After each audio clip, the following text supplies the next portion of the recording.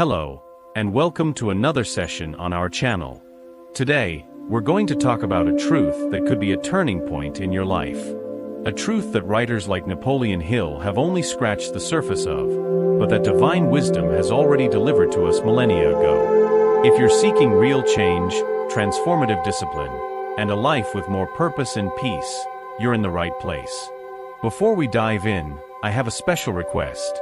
If this message resonates with you, subscribe to the channel, like, and share this video. Each share is a seed that can bless and awaken someone who needs to hear it. Let's build this chain of goodness together. Have you ever noticed that, no matter how hard some people try to get things right in life, something always seems off? They chase money, recognition, status, but inside, they remain empty. The reason is simple, though many ignore it. They're building on sand. The world teaches you to seek achievement, but true wisdom begins with a fundamental question. What is your foundation? If the answer isn't God, everything else, sooner or later, crumbles. Napoleon Hill, author of Think and Grow Rich, said that thought is creative. And that's very true. But even the most powerful thought needs an anchor, a higher purpose. Without spiritual direction, your mind can be a powerful tool, but also a dangerous one. And this is where the most neglected principle of the journey to success comes in: putting God first. This isn't religious talk, it's a life structure. It's the foundation on which everything is built: finances, health, relationships, decisions. Because when God comes first, your priorities reorganize. You stop chasing after what's worthless. You stop begging for the approval of others. You start listening more to your intuition, or as I prefer to call it, the gentle voice of God whispering direction. Think about it now. Do you feel like you're aligning your life with what God wants for you, or just with what the world expects of you? The impact of this answer can be the difference between living on autopilot and starting to walk with purpose. When life feels stuck, it's not for lack of strength. It's because of too much noise. Mental, emotional, and spiritual noise. Doubt paralyzes, indecision holds you back. This is why putting God first changes everything. When He takes center stage, chaos loses its throne. Clarity begins to emerge. Napoleon Hill called this infinite intelligence, a superior source of wisdom accessible to those who silence their minds.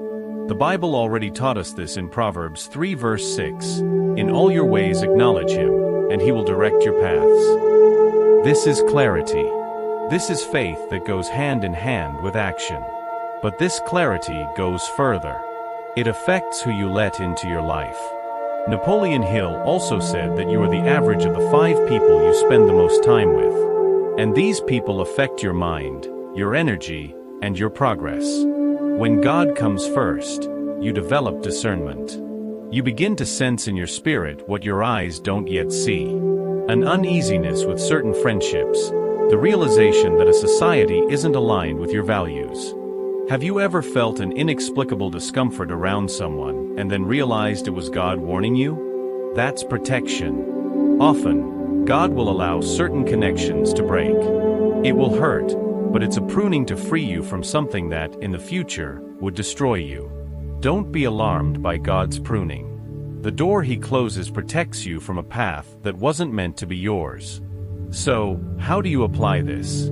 Before making any important decision, be it a business, a relationship, or a change, stop, pray, and ask the question that ends any confusion. Does this bring me closer to God or further away from Him? If it moves me further away, you already know the answer. If this message resonates with you, I'd like to invite you to make a short declaration of faith. Comment below, I want to live with clarity. Now we get to the heart of our conversation. To the point that transforms theory into daily practice. We're not talking about a simple productivity trick or a life hack that you'll forget next week. We're talking about the master key that opens all the other doors in your life. The door to inner peace, soulful prosperity, healing relationships, and the resilience that keeps you standing in the storms. You may have all the other lesser keys, technical knowledge, discipline, networking, but without the master key, You'll waste immense energy trying to force doors that aren't meant for you, or worse, opening doors that lead you to empty rooms. And what is that key? It's the conscious decision, renewed every morning, to make God the CEO of your life. Think for a moment. What is life like when you are the CEO of yourself? It's exhausting. You wake up and the weight of the world is on your shoulders. You need to have all the answers. You analyze every decision to the point of paralysis, afraid of making a mistake. You carry the guilt of every failure and the anxiety of every missed goal. Your vision is limited to what your eyes can see, and your decisions are based on incomplete information, often tainted by fear and ego. It's too heavy a burden for one person alone. Now, imagine the paradigm shift. You don't get fired. You get promoted. You go from being the overwhelmed CEO to the COO, the Chief Operating Officer, of a divine enterprise. Your role is no longer to define strategy from scratch, but to execute with excellence the vision of the one who sees the big picture. When God is the CEO, three incredible things happen. First, your vision expands. You stop looking only at the next step and start trusting the complete map He has. Maybe today you're walking through a valley that doesn't make sense. To the Chief Operating Officer, it seems like a detour. For the CEO, it's the necessary path to reach the highest mountain. Trusting in His vision gives you peace throughout the process. Second, your resources are empowered. Your time, your talents, your money. They cease to be yours and become kingdom resources, managed by you. The question shifts from what do I want to do with my money? To Lord, how do you want me to invest this resource to advance our purpose? This eliminates greed and financial anxiety and transforms you into a wise steward, whom the CEO trusts to manage even more. Third, your response to crises is transformed. When an unexpected problem arises, the CEO you once were panics. The CEO you now are has a different protocol. They go straight to the CEO's office. The crisis is not a reason to despair, but an invitation for divine consultation.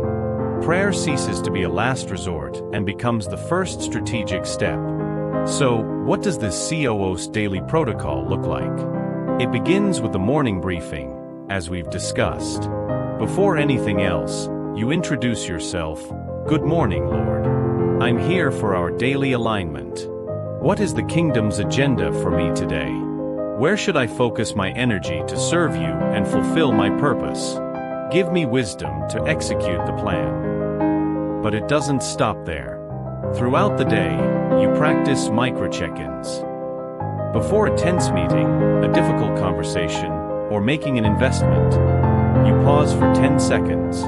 Take a deep breath and ask yourself, CEO, any quick instructions here? What's the right approach? This conscious pause invites divine wisdom into your present moment. And at the end of the day, you do your gratitude and learning report. It's not a self-assessment, but a closing conversation. Lord, thank you for the day. These were the breakthroughs. These were the difficulties. Where did I act in alignment? Where did I try to take control? Forgive me for my failures and teach me from them. I'm ready to rest and begin anew tomorrow.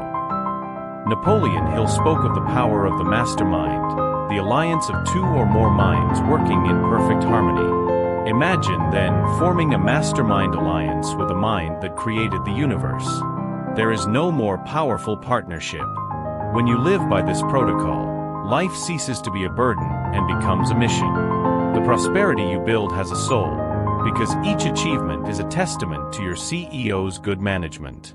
And the peace you feel no longer depends on your performance, but on your unshakable trust in the leader of your life. This is the master key.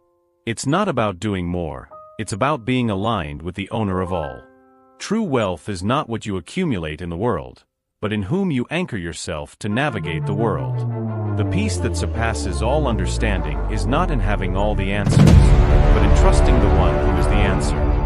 If you have made the decision today to build your life on this unshakable foundation, I invite you to make that commitment. Use the comments as a digital altar and write, I choose to build my life on the rock.